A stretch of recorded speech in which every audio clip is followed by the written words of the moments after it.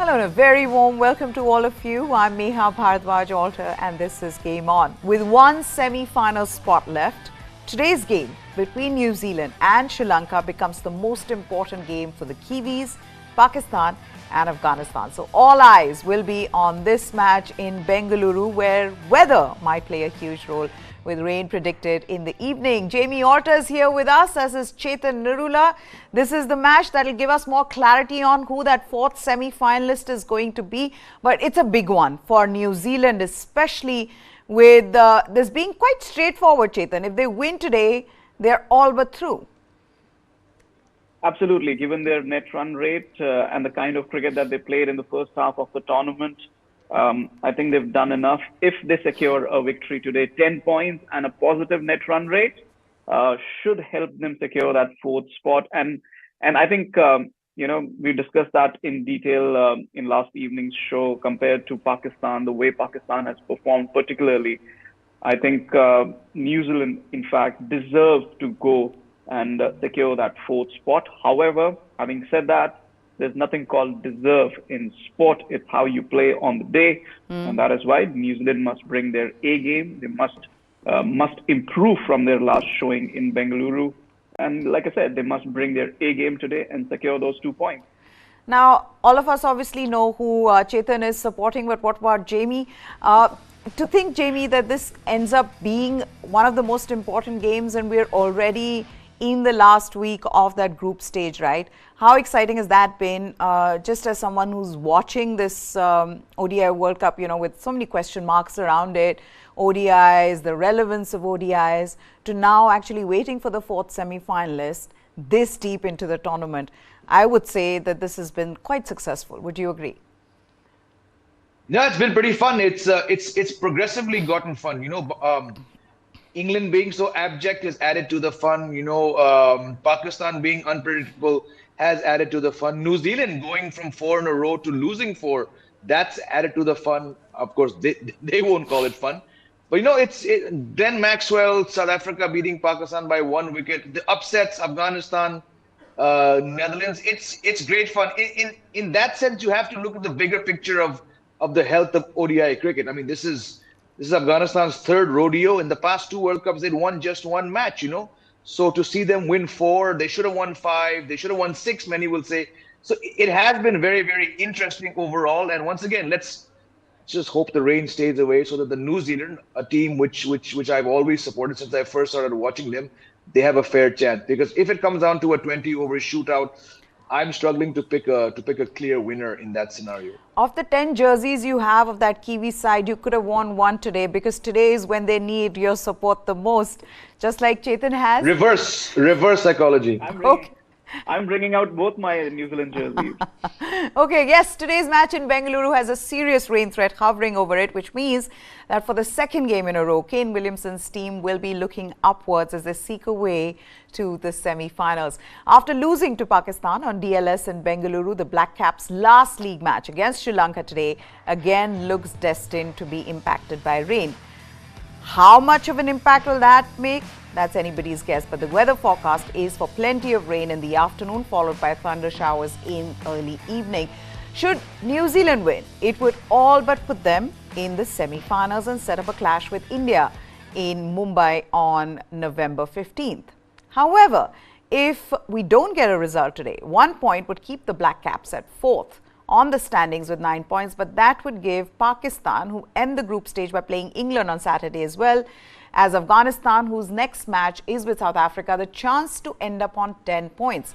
And this would be the same equation for Pakistan and Afghanistan if Sri Lanka beat New Zealand in Bengaluru. So yes, for New Zealand right now, the best way is to win today and not think about the other things. Whereas Pakistan and Afghanistan at this point will be hoping and praying that New Zealand lose today. So just looking at the 2 opponents, Chetan, in the way the tournament has turned out, New Zealand right now need to get back that momentum, which they had in the beginning of the tournament, and since then they've lost it. Especially if they don't just want to qualify, but also go a step further and win the semi-final. This is the biggest match for them in the tournament.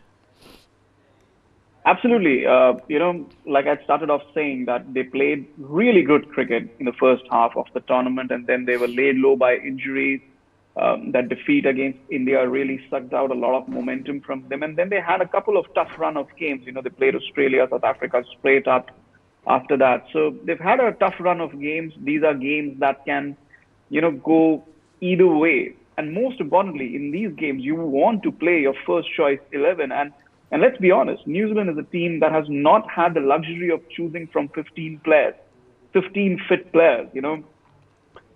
Some of it is their fault because they've been reluctant to change players, once those injuries have crept in. But these haven't been long-term injuries, perhaps, except the case of Matt Henry. Somebody like a Kane Williamson, he came back and then he injured his thumb. So in terms of injuries, they've been very, very unlucky.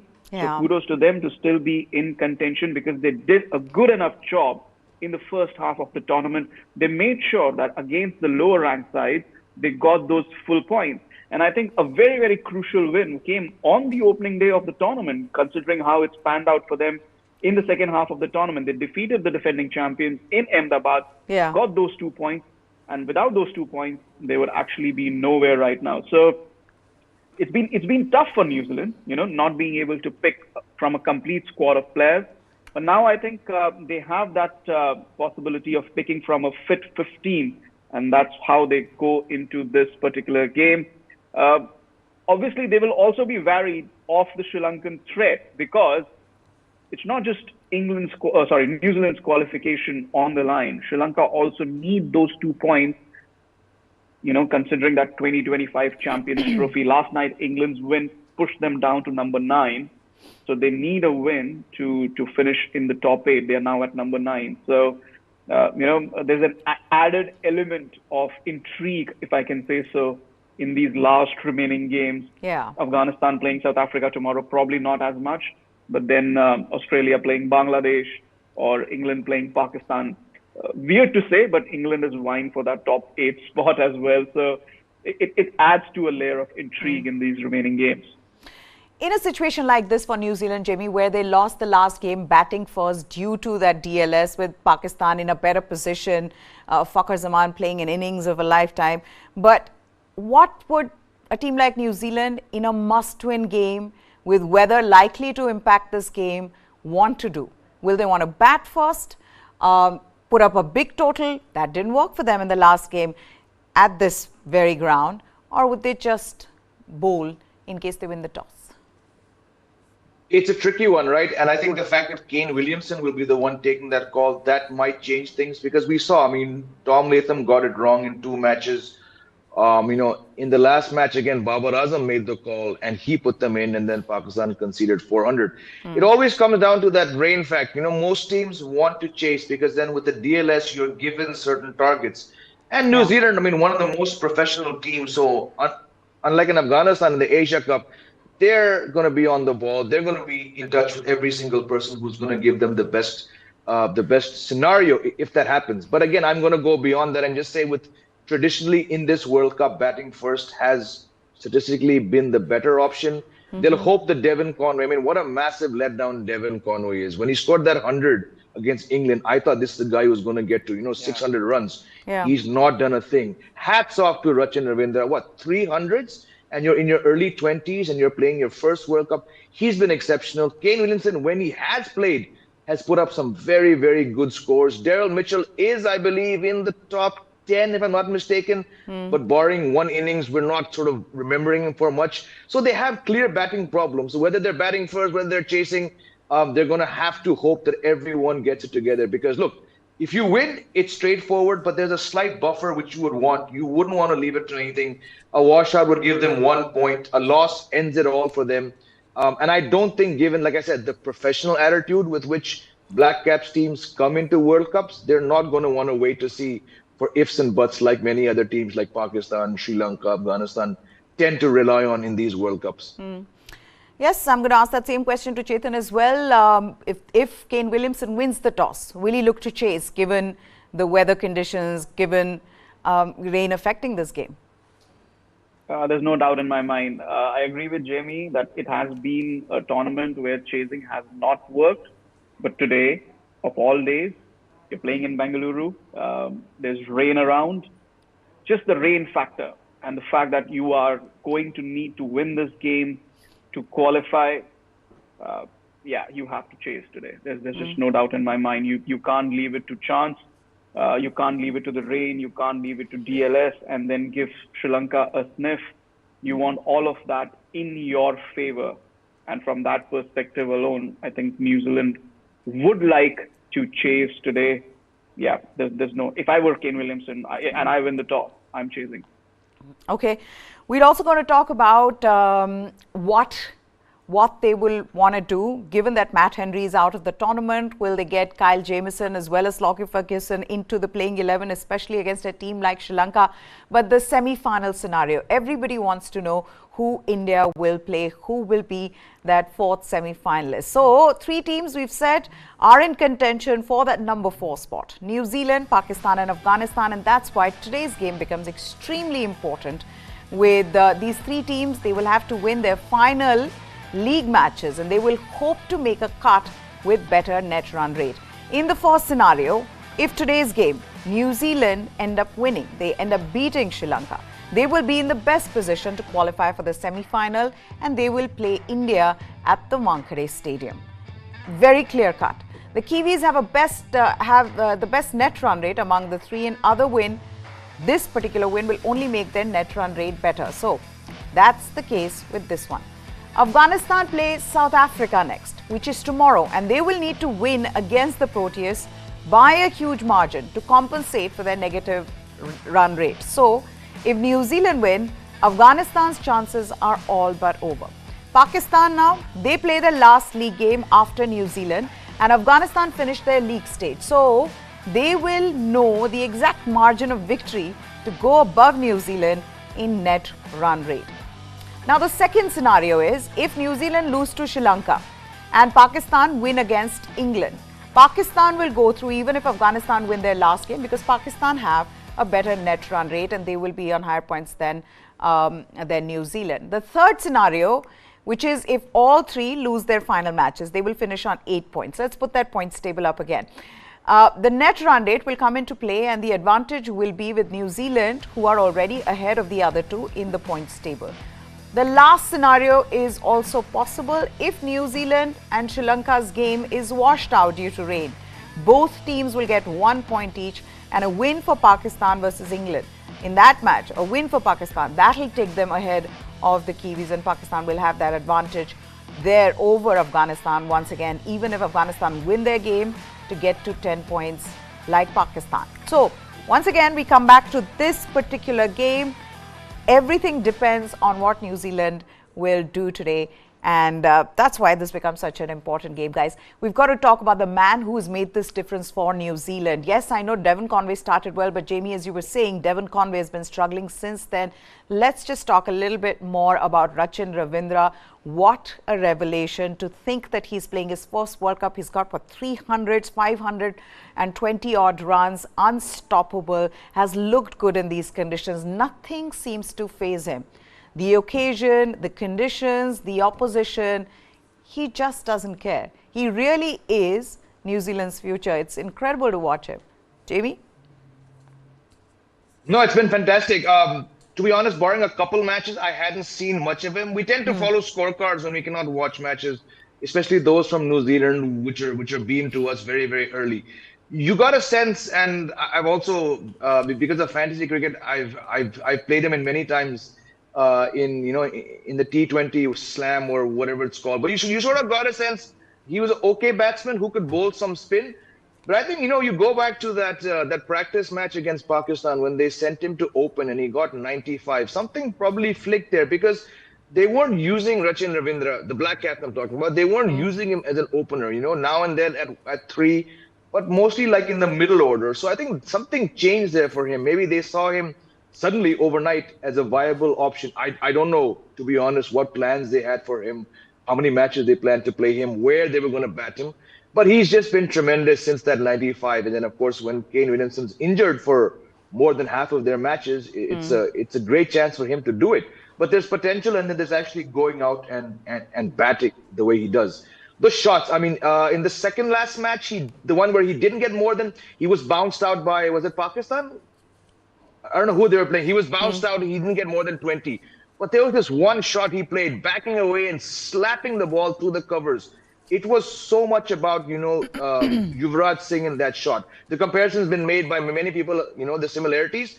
But for a New Zealand player, I mean, this is very, very good, Yeah. Let's not go into the whole where his name came from, the Asian roots. He's born in New Zealand. He grew up there. He's a Kiwi for all practical purposes. And for someone at that age, what is New Zealand's talent pool, Meha? It's hardly anything when compared to even to countries like Sri Lanka and Bangladesh. Such a small talent pool. When someone like him comes up, through the under 19 ranks, through the New Zealand A ranks, sorry, and then he does it in his first World Cup. We're talking about someone who could, just like they said about Ross Taylor, just like they said about Martin Guptill, just like they said about Kane Williamson, who could end up breaking, if not all, at least most of New Zealand's batting records. Very good to see that they've got him back in the test squad. He'll be going, is it Bangladesh or something they have lined up soon? He's just a player who's beyond one or two innings. He's consistently, put up the goods. I think he's closing in on 550 runs or something, if I'm not mistaken. So just very refreshing to watch someone come out of New Zealand cricket with this awesome array of shots. And this is what Kane Williamson, the captain of New Zealand, has to say about Rachin Ravindra. He says, we knew the talent was there, but to come out, be one of the players of the tournament so far, not only with the bat, but Rachin Ravindra, is also making really valuable contributions with the ball. Yeah, very, very special player, and great that he is on our side. He really has been their best batter in the tournament, most consistent, 523 runs in this World Cup, and an average of 74.71, playing his first World Cup, and I think probably the only batter after Sachin Tendulkar to have these many runs under 25, so in a World Cup, which is incredible. So he's been a real find for New Zealand. But what are we expecting from their playing 11, Chetan, in terms of Matt Henry being ruled out of the tournament? Are you seeing both Kyle Jamieson as well as Lockie Ferguson coming in against this Sri Lankan side? Yeah, I think it's time New Zealand returned to, their tried and tested formula. I think Ferguson was available for the previous game, but they probably just didn't want to rush him back too quickly. So, I think he will come in today. Tim Southee hasn't been, too good. But again, I just have to be a little fair to him because he's not performing the role that he is suited for. He's a new ball bowler. He can't be coming in at first change and try and do the role that Lockie Ferguson does, because Ferguson has a little more pace. He relies a little more from, on the pitch with the ball skidding off it. So I think Southee is a very, very different bowler. I don't think he will play today. I think it's time to bring in Kyle Jamieson, use that height to, get that movement off the surface under lights, especially if you're bowling second.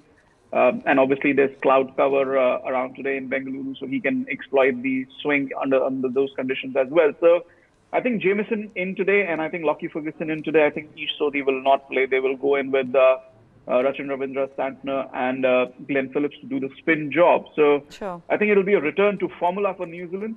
I think they're most comfortable with that particular formula, and they have to play their best 11 today. So I think that would be their best 11. Okay, we'll come back to that game between New Zealand and Sri Lanka, but what is the Indian team up to? They had an optional training session at the Chinnaswamy Stadium ahead of their last league game against Netherlands on Sunday. Indian coach Rahul Dravid, who was one of the first to enter the field, he went straight to have a close look at the pitch that will be used for today's game. Virat Kohli, Kuldeep Yadav, they didn't come for the session, while skipper Rohit Sharma came but did not bat. He was seen chatting with Shreyas Iyer and Shubman Gill. Shreyas Iyer and Gill, they had long batting sessions where they practiced their range hitting.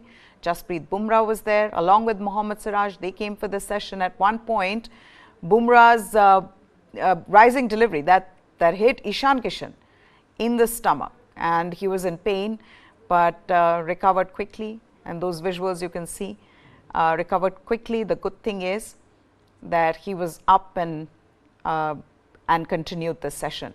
So those are some of the key points from that training session for this team. Of course, they've looked happy.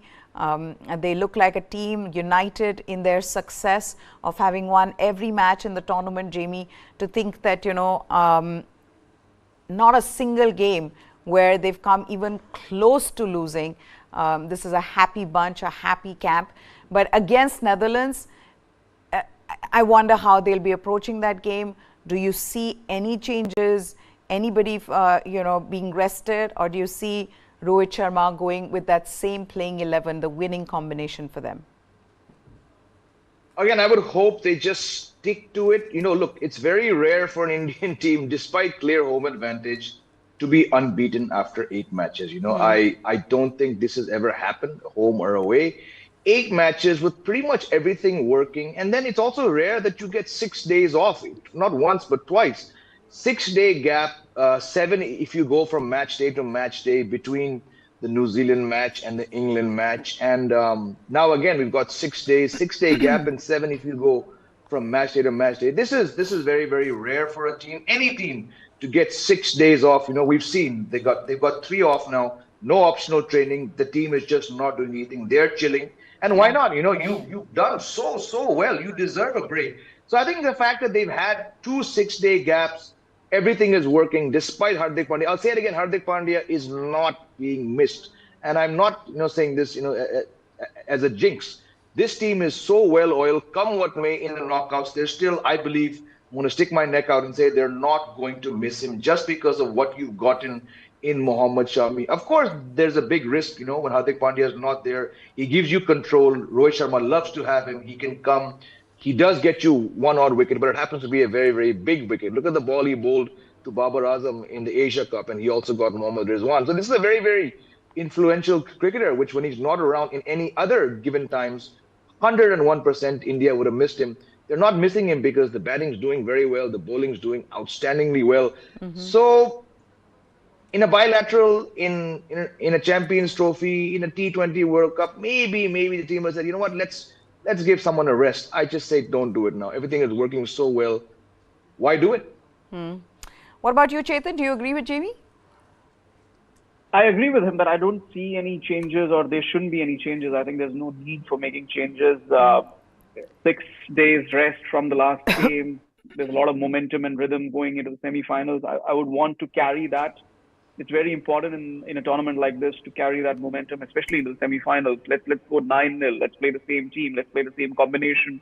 And we know the kind of combination team will play in the semi-final, irrespective of whether they're playing in the Wankhede or at the Eden Gardens. So it just depends on any drastic change in conditions on that particular day. Otherwise, it's the same team that's going to play. So I would want to play the same team. However, the only point I disagree with is that, Hardik Pandya is not being missed. I think he is being missed because we really do not have a 6th bowling option. He's not being missed because so far we haven't had the need to rely on a 6th bowling option, barring perhaps the New Zealand game. Yeah. And there's a good chance that we might play New Zealand in Mumbai. So, they clearly had a plan to attack Kuldeep Yadav and Ravindra Jadeja.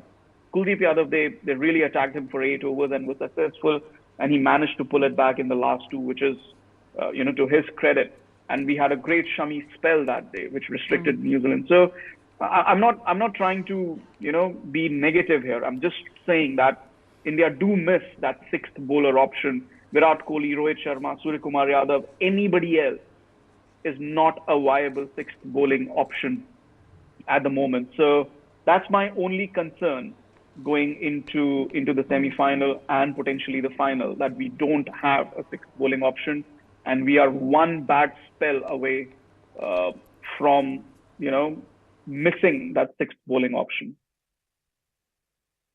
Okay, now coming on to another interesting story for today, and why I've picked this up is because Mohammad Shami, he has reacted to, remember Hassan Raza's comments about how ICC need to check what are the balls that Indian bowlers are bowling with, because clearly there's something different about those balls. Those balls are special. This is what Hassan Raza had said on one of the Pakistani TV shows back home. Mohammad Shami. So first, do we have that quote of Hassan Raza? If we do, we could put that up, and then we can put, there we have it, where then we can get Mohammad Shami's reaction. He says, we can't understand that when India bats, their players bat comfortably. But when their Indian bowling starts, we have seen that some DRS decisions also, around 7 to 8, they too have gone in India's favour. When it comes to bowling, the likes of Mohammad Shami and Mohammad Siraj are bowling like we used to face Alan Donald and Micaiah Anthony, who would bowl with the balls with shine on the one side and rough on the other. The ball would seam and reverse swing. Excuse me. So this is what Hassan Raza, former Pakistani cricketer, he had said about the Indian bowlers. Then he goes on to add another quote. He says, I feel that the ball is also changed in the second innings. When India bowl, the balls ICC or BCCI is giving, or the third umpire, there should be a spec check of the balls. Look how Shami had bowled the very first delivery against Sri Lanka into the stumps after one team had received hammering in the first innings. The wickets started falling as if we were watching highlights on television. Of course, he's been trolled online.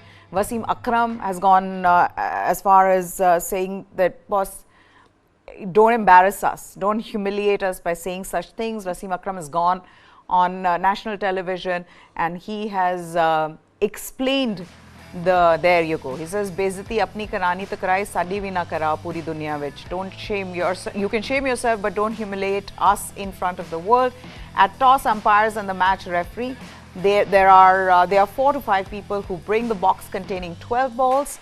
The team bowling first picks 2 balls and then gives them to the umpire as their first and second choice. Then the same box is taken to the dressing room of the other team. They too pick the balls of their own choice and they give to the umpire for when they have to bowl. Mind you, this all is happening in the presence of 4 to 5 people. Then who thinks of all of this? This is what Wasim Akram had said after this. Now, Mohammad Shami, who's in fact who's been named by Hassan Raza and that how is it that Mohammad Shami is bowling this well? He has hit back on his Instagram story. He has said this. Let's put that up. Sharam karo yaar, he says, shame on you. Game पर focus करो ना कि फालतू की बकवास. Chill करो, enjoy करो. ICC World Cup है, कोई local tournament नहीं. आप भी player थे. वसीम भाई ने समझाया है, explain किया है, फिर भी you don't even trust your own player. Just praising yourself, man. Wow. This is what Mohammad Shami has said. Did he need to? Number one, was there a need? And if he did, was that okay? First of all, because you're in the middle of a World Cup, why engage somebody who has absolutely, no stake in what you're trying to do? This is almost like you're setting yourself a distraction. I mean, that's how I see it, but you guys may differ, Chetan. Yeah, I'm not sure whether, it was necessary. I think it depends on individual to individual, whether they want to reply or not. He was quiet for the last 2-3 games. It's not just Hassan Raza. There've been others as well. Hassan Raza has made the most idiotic comment of this tournament, probably of all time in World Cups. But yeah, I mean, it just depends from individual to individual. I don't see any positive or negative in it. I don't think it's a distraction as such. Yeah, but yeah, it's just funny that Shami replied and said, player ho na aap. I think that was the most. Sharam karo is, I think. Sharam karo yaar. No, he said aap bhi player the. So that's the funny bit for me. So yeah, I mean, it just depends person to person. I'm not going to judge Shami either way. I mean, I don't know. I feel like that's how social media works, right, Jamie? Rohit Sharma said that he's been off social media because that was putting too much pressure on him. He said, I didn't want to before the World Cup. It's been 9 to 10 months, he's said in one of these interviews before the World Cup, that I'm off social media. I feel like it's a double-edged sword because the moment you do this, I'm sure there are going to be Pakistani trolls who are going to come on to your Instagram page and would start criticizing you, abusing you. Do you really need to do that? That's why I said distraction. And you do. It's a very human thing. The moment you put something out, you want to see what the reaction has been. How is everybody taking it? Now, I would understand if this was coming from an Indian great, if, say, Sachin Tendulkar had said something or Sunil Gavaskar had said something and it really deeply affected you and you just said something. But this is almost like you're bringing it upon yourself in terms of, the online abuse and the trolling.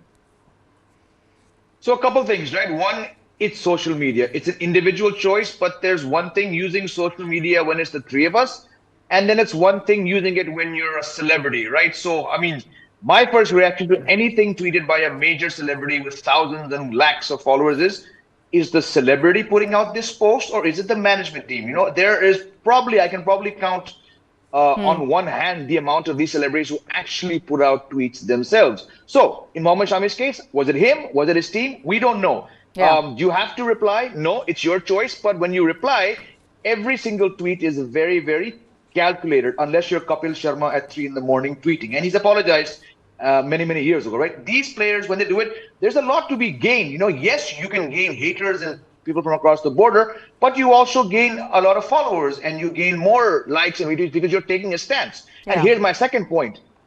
Yes, idiotic statement, the most idiotic of the World Cup, like Chetan said, but someone has questioned Mohammad Shami's skill. So I believe he should put that person back in his place because that person is a former cricketer, didn't do anything remotely as successful as what Shami achieved, but he's a former international cricketer. He's made a stupid comment. He's questioned Mohammad Shami's skill, and I believe Mohammad Shami has every right to put that joker back in his place. And I think that at the end of the day is what Mohammad Shami did. You're questioning my skill, my seam position, what I've achieved in 4 matches with such a ludicrous thing. Here you go.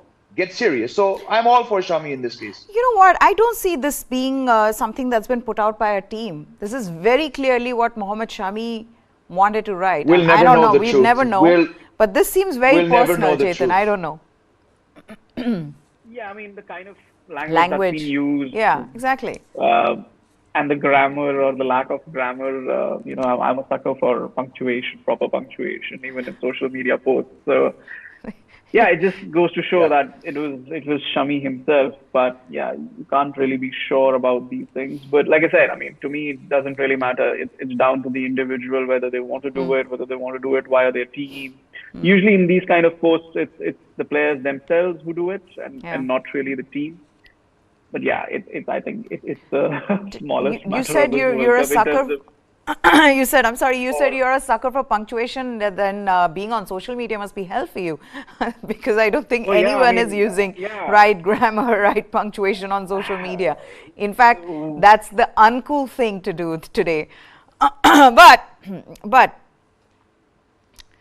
let's come back to New Zealand versus Sri Lanka, because the toss, it's happened and New Zealand have won the toss. They have opted to bowl at the Chinnaswamy in Bengaluru. That's right. At the pitch report, in the pitch report for the host broadcaster, Sanjay Majaka says, with Mark Howard says, there's been heavy thunderstorms in the last 2-3 days. Groundsmen say it should be okay today, though still 80% chance of precipitation. Square boundaries are not large. So yes, captains will be desperate to chase, and that's exactly what New Zealand and Kane Williamson has done. They have won the toss and they have opted to field, and with that it is advantage New Zealand. Jamie?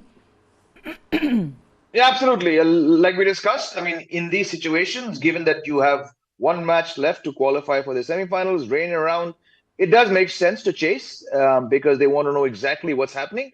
Let's see what the 11 they pick, because a lot of it will depend on that.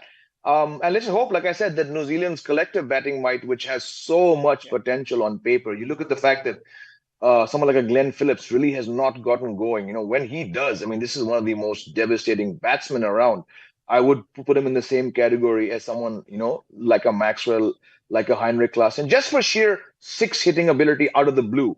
If this batting might stands up, I back this team to chase whatever is there. But for that, let's hope, that Trent Bolt finally shows up. I don't know whether Lockie Ferguson is playing. Let's see. Yeah, I'll just let you know. Okay, Lockie comes in for Ish Sodhi. Perfect choice. Okay, so here, this is the news from the Chinnaswamy in Bengaluru, where New Zealand have won the toss. They've opted to bowl first. Kane Williamson at the toss says, we'll have a bowl first, little bit of weather around, little bit of unknowns. By and large, we have won a few and lost a few, been there and thereabouts. Some close ones which could have gone either way. So we're here today, would want to address the issue in front of us. The one change for them is that Lockie Ferguson, he's come in for Ish Sodhi. So he said that this is what we are going to use. We're going to make use of the ball first up. Kushal Mendes, the Sri Lankan captain, he's also said, I was looking to bowl, but unfortunately we're batting first. Very important game today. If we do the basics well, we should do well. Now remember, for Sri Lanka, the World Cup qualification may be over, but they want to qualify for the Champions Trophy next year. So it is a big game for them as well. But clearly it's advantage New Zealand, given they will know exactly what to do in case weather does play spoil sport. So New Zealand have won the toss. They've opted to field Chetan, and going in with an extra pacer in Lockie Ferguson. I'll just put the playing 11 as soon as I get it. But for now, this is the information we've got. Yeah, not surprised really with the decision to bowl first, like I'd mentioned today, of all days, with qualification on the line for both sides. You know, one to the semi-final and the other for the Champions Trophy in 2 years' time. And obviously the threat of rain around, you would want to chase, there's no doubt. And I think both captains pretty much confirmed that they wanted to. Obviously, New Zealand won the toss and are chasing, and Sri Lanka also said that they would have liked to chase. Not surprised with that change. Ish Sodhi probably didn't work out very well for New Zealand. This is not the pitch, or this is not the ground where you want to play three spinners. Tim Southee is playing. Sure I wasn't sure what they were thinking against Pakistan. And Tim Southee playing, I think it's a good sign, especially with Lockie Ferguson coming in, because now Tim Southee can go back to the role that he is used to performing with the new ball, and he's one of the most experienced bowlers in that role. He's kind of a legend for New Zealand, the way he's performed for New Zealand with that new ball. So I think it's good that Ferguson comes back, because that gives him the onus of performing with the new ball. I'm talking about Tim Southee here. So I think that's worked out well.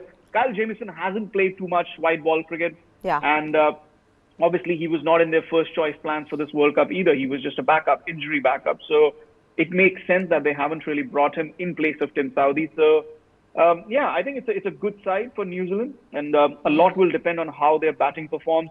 I think it's a good day for Devon Conway to score some runs and give a solid start to New Zealand. But a lot will depend on their middle order and their lower order in terms of trying to get some power hitting towards the end. I think that is something that will be needed today. What about Kushal Mendes in Sri Lanka, Jamie? How will they be approaching this game after what happened in the last game against Bangladesh? And Dew playing a huge role, because they did try their level best, but it was clear advantage to the team that was chasing at the Firozshah Kotla in the last game. With all that unfolded with Shakib Al Hasan, do you think they'll be charged up, saying that, what, we've had a horrid World Cup, but there is a Champions Trophy spot that we need to get, and come in with that attitude? I mean, you would hope. I mean, more so than what happened. You just hope that they give their fans, they give the sports ministry, they give Arjuna Ranatung and everyone back in Sri Lanka, whipping up a storm, reason to feel positive. It's a strange one, right? They've gone from playing, to my mind, the crankiest team in world cricket to the nicest team, right? So if you're coming in charged up, what are you going to do? You're going to take it out on New Zealand, the sweetest guys going around. These guys don't say a word. So I'm sure it's a bit strange for the Sri Lankan team, right?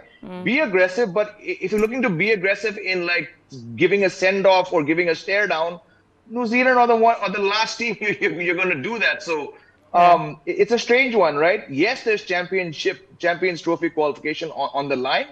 Yes, you want to bounce back, but you want to bounce back in a certain way against a team which, I guess, you're looking to make a statement against. They don't have a statement to make against New Zealand at all. It's New Zealand are the ones that have to make a statement. So, given the talent in this team, I mean, Patham Nissanka is a real talent. Kusal Mendes is someone, when he came on board years ago, I said, this guy's a 10,000 test run player. I don't think he'll ever get there because he's not lived up to it, you know. Yeah. Sri Lanka has done some great things. Sadira Samar Wickramaditya, I think this is his third lease on life in a Sri Lankan jersey. He's done some great things. So man to man, they have great skill. But again, if everything falls into place for the Black Caps, the weather I'm talking about, the bowling, their batting, the only team which is going to, you know, come out hard are the Black Caps. Yeah. So this is what they've clearly not recovered from what happened against Bangladesh in the last game, because at the toss, this is what Kushal Mendes said, other than the thing where he said we wanted to bowl first, we played good cricket, we'll look to put a good total on the board. He says, very important game for us today. New Zealand is a very calm team, no pressure after our last game. And then there's one change for Sri Lanka. Kasun Rajata is out and Chamika Karunaratne is in. That has been the change. Chetan? Just to, yeah, go ahead. No, I just wanted to say this, that Kushal Mendes, as Jamie was saying, you know, the start of the tournament for him was superb. But since he's become the captain of this side, he hasn't been scoring runs, and today is one of those days where he needs to get runs. Yeah, definitely. I mean, captaincy is a strange thing. I mean, it spurs on some people and it reduces performances to some people. So it just depends. I mean, Virat Kohli, he was one of those captains, you know, who just couldn't stop scoring really, irrespective of the format. So obviously, I'm not comparing Kushal Mendes with Virat Kohli, but I'm just trying to make an example that it works out for some people, it doesn't work out for some people. Also depends on how ready he was to take on the captaincy responsibility, because look, it happened because of an injury situation to Dasun Shanaka. So, and Dasun Shanaka has been, irrespective of the shenanigans in the Sri Lankan cricket board, Dasun Shanaka has been quite a good white ball captain for Sri Lanka. So it just depends how you take over that particular responsibility. So, but there's no doubt, yes, he's one of the better batsmen, one of the more, I can say a batsman who Sri Lanka rely on really. So the runs drying up obviously have been a bit to their disadvantage. You know, it's usually openers and then Mendes and then Samaravi Vikrama in the middle who score those runs. But suddenly Mendes' runs were not really coming. Just a reference to the last game, I wanted to point out that the umpires have given a clarification from the previous game that when Angelo Matthews arrived at the crease, he was told by the on-field umpires that he had 30 seconds remaining to get ready to face the ball. So still doesn't take away the fact that he had 30 seconds remaining to face the ball and his chin strap broke. Jamie will say, how can your helmet break? So you're saying he did arrive on time? Is that what you're saying? When he arrived at the pitch, he said you have 30 seconds remaining to face the ball. That's which clearly meant that he had arrived on time, that he wasn't late. Yeah. So he was not timed out for arriving late to the ground. He was timed out for not being, again, the bottom line was timed out for not being ready to receive the ball. He had 30 seconds left to receive the ball. Receiving the ball, being ready to receive the ball in every way possible is the underlying. And there's a reason he wasn't ready to receive the ball. He wasn't there playing, brown girl in the rain, tra la la la. He was there ready, but his chin strap broke. I don't think we guys will agree on that one. Okay, prediction time. Then I have to take the match from yesterday as well. Jamie, your predictions of today's game with Sri Lanka batting first. New Zealand will bowl them out for between 240 and 250. Okay. Chetan? Yeah, I would think 250, 260 would be an ideal target for New Zealand to chase down in a full game. But more importantly, they need to take those regular wickets.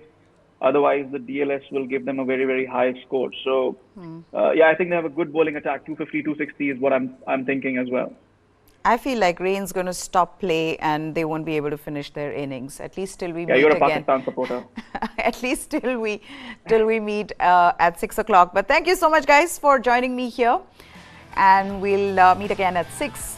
Just as we wrap this show up, the result from last night. England kept their 2025 Champions Trophy qualification intact by defeating Netherlands by 160 runs in Pune yesterday, a result which saw them jump from 10th to 7th in the World Cup standings, and the Dutch replaced them at rock bottom. The win was fashioned by Ben Stokes, who hit his first World Cup century after England had been in trouble at 192 for 6 after Joss Butler chose to bat. But true to his reputation as a man for a crisis, Stokes pulled England to 339 before the bowlers got the job done to keep the defending champions in contention for the Champions Trophy. The Netherlands could not make a dent in their target and went from 163 for 6 to 179 all out, with Adil Rashid and Moeen Ali claiming 3 wickets each. Well then, that's it on this special. Hope you have a wonderful day. 6 o'clock is when we'll be back. For now, goodbye. Thanks for watching.